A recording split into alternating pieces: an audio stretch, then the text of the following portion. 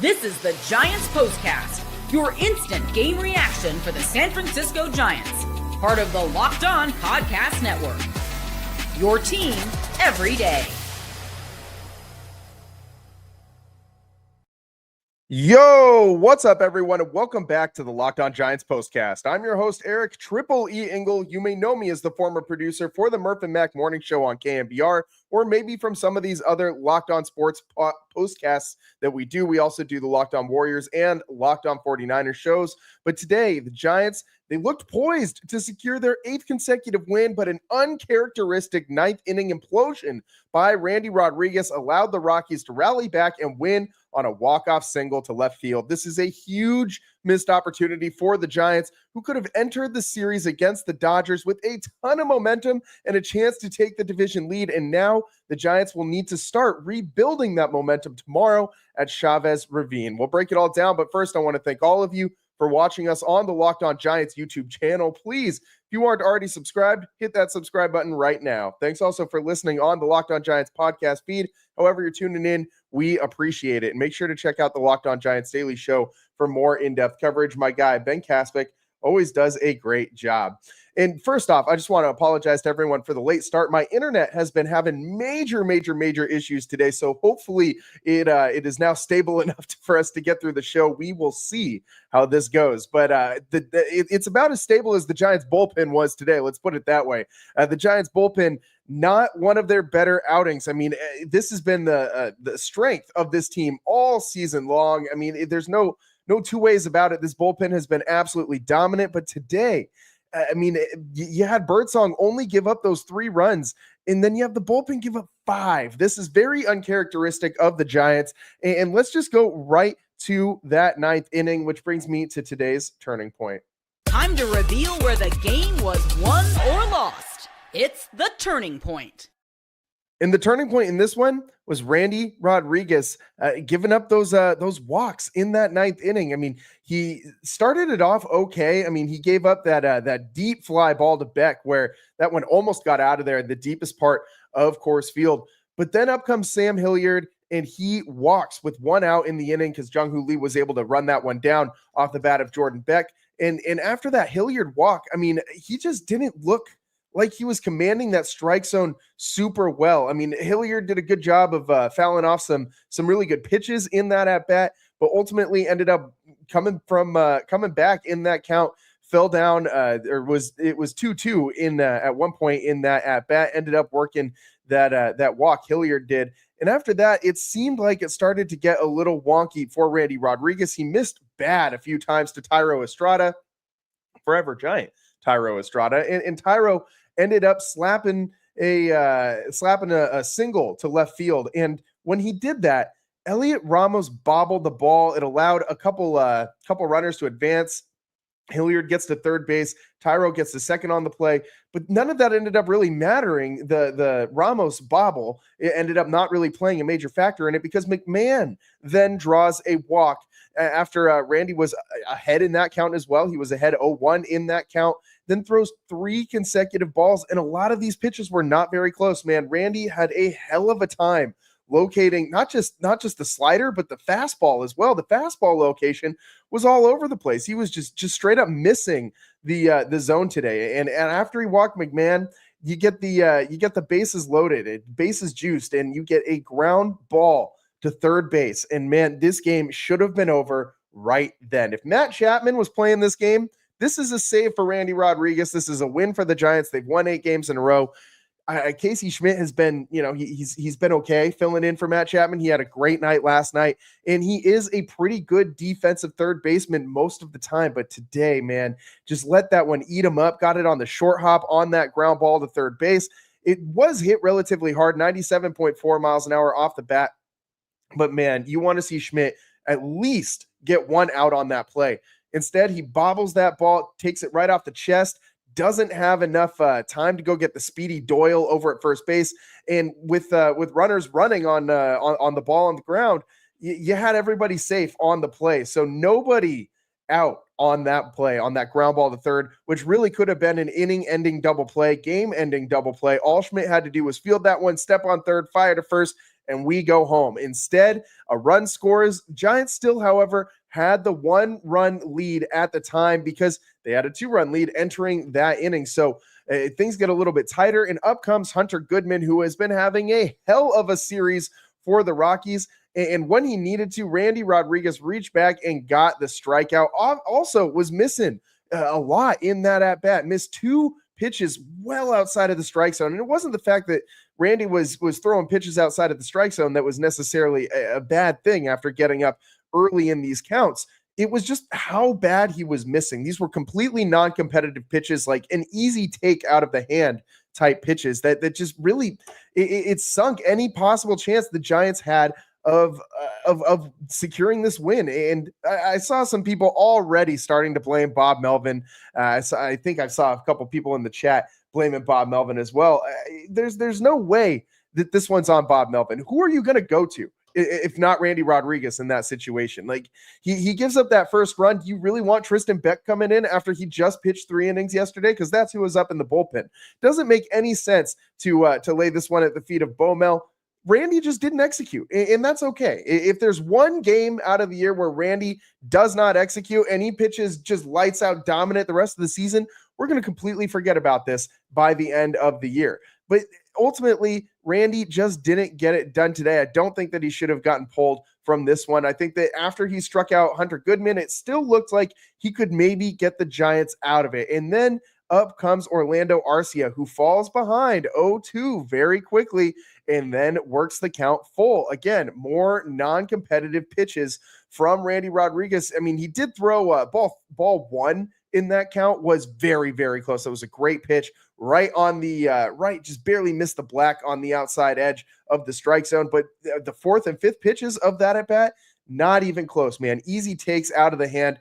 And Arcia ends up getting a fastball right on the edge of the strike zone and just does barely enough to slap that ball into left field. He pulled that pitch that was away from him, so it had absolutely zero mustard. Little dead bird flying out there into left.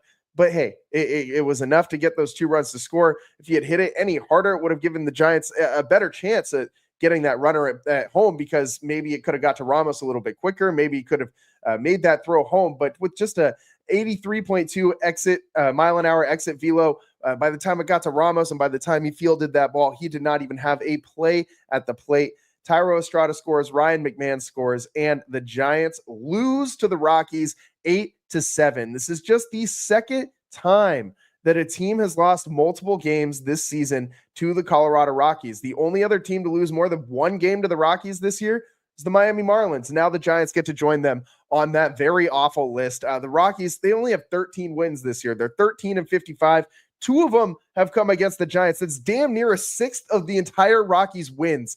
I mean, I know it's numbers get, percentages get wonky when you're dealing with small sample sizes, and obviously 13 wins is a very small sample size, but this is one that you really were hoping the Giants would be able to win. They are still 11 games above 500. They are still second in the NL West. They can still take the division lead if they win this series down in Los Angeles that's sitting on deck. But man, is it a missed opportunity to just ride that big wave of momentum, that devil magic wave into LA and see what could happen with all that momentum at their backs. Now, I think this kind of sucks a little bit of wind out of the sails, but I don't think that it's anything to panic about. The Giants, they had a lot good going on for them in this series. The offense looks a lot better. We got to break that down next. And we also got to talk about Hayden Birdsong's day, and also we got to talk about Dom Smith as well. All of that on the other side of the Locked On Giants postcast.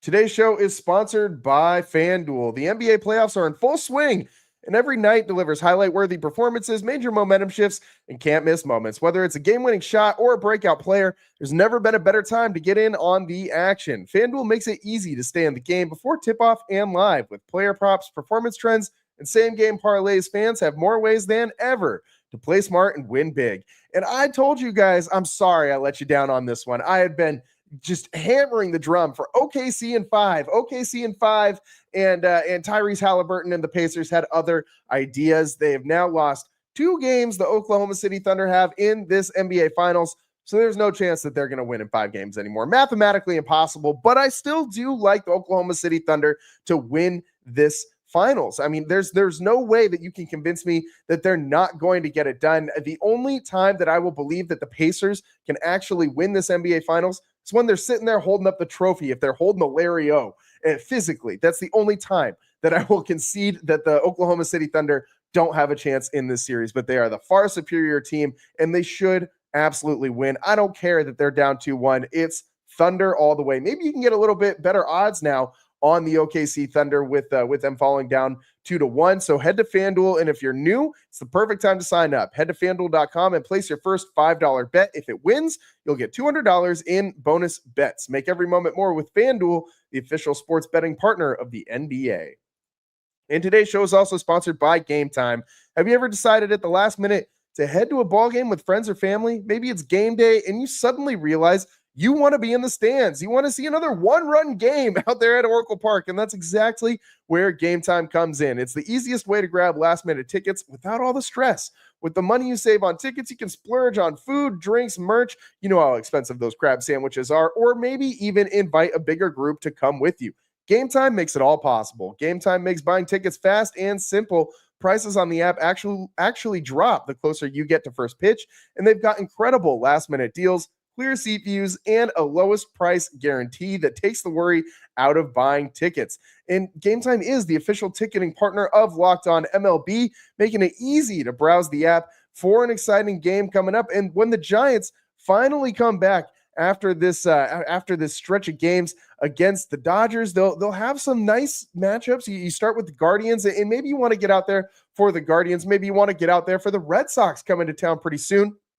Doesn't happen all the time. So get out there and go see the Giants taking on the Red Sox. And it also, with Gametime, taking the guesswork out of buying tickets with Gametime. Download the Gametime app, create an account, and use code LOCKEDONMLB for $20 off your first purchase. Terms apply. Again, create an account, redeem code LOCKEDONMLB for $20 off. Download the Gametime app today. Last minute tickets, lowest price guaranteed. Welcome back to the Locked On Giants postcast. I'm your host, Eric Triple E Engel, and today the Giants could not get it done in that thin Colorado air out there at Coors Field. One of our everydayers, Jerry, saying blame the air, and it's a funny joke to blame something as as inconsequential as the air up there at Coors Field, but it's not as inconsequential as you might think. It's not just that the ball travels farther, it's that pitches move less. And when you need, you got less dense oxygen, you have less, when the ball is rotating, you got less stuff in the air for it to generate that spin from. So your revolutions end up generating less of a break on a pitch, and you end up throwing a lot more hangers.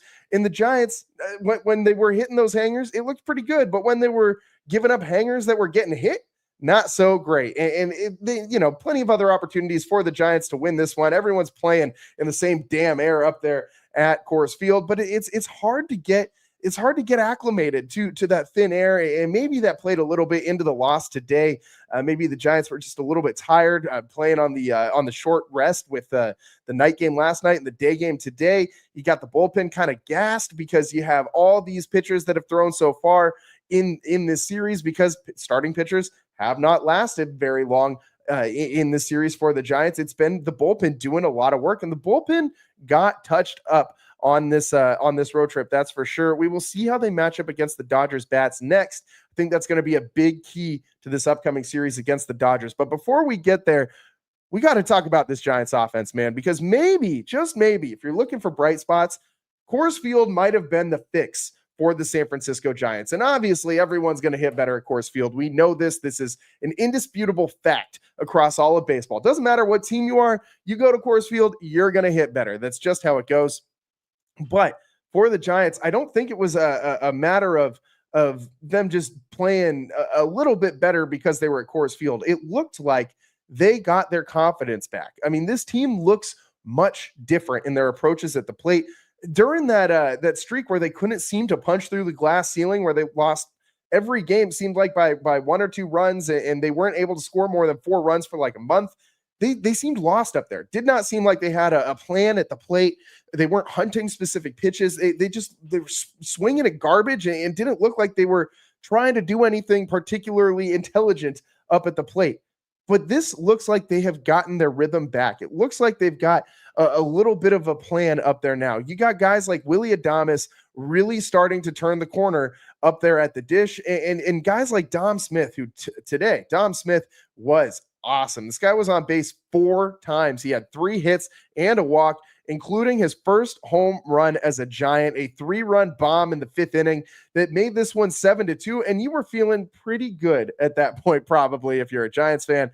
The rest of the game, not so great. But ultimately, I think most of the time, you give this bullpen a 5-run lead, they're going to take that to the bank, man. Most of the time, this is going to end up being a Giants win. They had all sorts of opportunities to win this game. And of course, like I said, it just didn't happen because Randy Rodriguez couldn't really locate his pitches. Maybe if Casey Schmidt makes that play at third base, things end up a little bit differently. But the Rockies, give them some credit. They ended up going out and doing just enough to win this game. The Rockies did come up with 10 hits, 8 runs. Giants 11 hits, 7 runs, and the Giants also did have 3 hits with runners in scoring position, just 3 for 11. So you'd want that to be a little bit better, but ultimately I will take most nights 3 hits with runners in scoring position from this Giants team. And this could just be a springboard for this offense. I really do think that it could be something that gets them going. Almost every single player who played tonight had a hit. The only person who didn't was Tyler Fitzgerald, and he still had a sac fly RBI on the day. So everybody on this Giants team right now is hitting, and you kind of have everybody starting to find a rhythm again. And that could really help the Giants out with their confidence at the plate. I think that's a huge deal going into LA, which is a massive, massive series coming up. And you have the opportunity to take the lead in the division. It is still early. It is still June. But it's the Dodgers. It's the first time that these teams are meeting this season, and there's going to be some meat on that bone, some juice to this matchup. I really do think that it's going to be a hostile environment down there in LA. When is it not? Did you guys see that video of Mookie Betts and Jackson Merrill talking about how San Francisco fans are the most nasty, mean fans in all of Major League Baseball? That actually took me by surprise. A guy who's a former Red Sox, just sitting there saying, no, it's the Giants fans, not the Yankees fans, who have gotten under his skin in his career. That was a little shocking to me. But the Giants, they're going to need some effort from their bullpen, a better effort than we saw in Colorado. It's a tough place to pitch. There's no 2 ways about it. It's a very tough place to pitch. Ultimately, the Giants still do win this series, and they're, like I said, 11 games over 500. That's pretty damn good. So the Giants just need to kind of get that bullpen back to what they were doing a little bit earlier this season before going to Coors Field. And hopefully the offense can keep doing what they've been doing at Coors Field. And if you take those 2 pieces of the puzzle, put it together, the starting pitching has been pretty good regardless. You will have a positive outcome in Los Angeles, I think. So before we get on out of here today, though, let's get into today's player of the game. This is the Locked On Player of the Game. And it's Dom Smith. Easy pick for me today. Dom Smith is today's player of the game. As I said, his first home run as a Giant. He had 3 hits, even had a walk in this one, on base 4 times. Dom Smith is batting .320 since he joined the Giants. OPS 825. This guy, I keep telling you that this guy is, you can't rely on him to continue to go on this tear. But every time that I'm looking at Dom Smith, he's doing something good for the Giants, and he plays a very good defensive first base. I am totally on board with Dom Smith holding this spot down for the rest of the season. I don't really need the Giants to go out and make a big move at first base at the trade deadline. We talked about that on yesterday's show. I'd much rather see them go after a right fielder than a first baseman right now. But Dom Smith he looks really good. He's been a great addition to this Giants offense, and finding him in the middle of the season was just an absolute steal. We got to just call it what it was at this point. So great job by Buster Posey and company finding Dom Smith. Great job by Dom Smith at the dish today with his 3 hits, 3 RBIs, his home run, and his 2 runs scored, and his walk. So shout out Dom Smith, but one of the bright spots from today's game. Before we get on out of here, one last thing, what you'll be talking about. This is what you'll be talking about. And what you'll be talking about is the Giants entering this Dodgers series with a chance to take the National League West lead. And hopefully the Giants are able to do that. This is going to be a very, very, very big series for the Giants. And it's not going to make or break the season, but this could put them off on a set them off on a nice little start to the like sprint to the All-Star break, if you will, because after the Dodgers series, you got a lot of juicy matchups for the Giants. You don't really play a very good team or anybody that really scares you until they play the Phillies, who also, by the way, the Phillies haven't been playing the best ball as of late, but you don't play a team that really like strikes fear until you play the Phillies in July after the Dodgers. So you got a nice long runway of teams like the A's and the Marlins and the Guardians and teams like that the Giants are going to be playing. The Diamondbacks, either teams middling around 500 or teams that are below 500 after this Dodgers series. So if the Giants can go up a couple games on this Dodgers team in LA, if they can take the series 2-1, that would be the best case scenario for this Giants team. And I don't think it's impossible. You got to win that Logan Webb game, though. If the Giants go out and win Webby's start, they're going to have a very good chance to win this series against the Dodgers. And I really hope that that's how it pans out. I love watching Logan Webb on the bump, and I'm just so glad that we get to see him in a Giants-Dodgers matchup. That one's gonna be fun.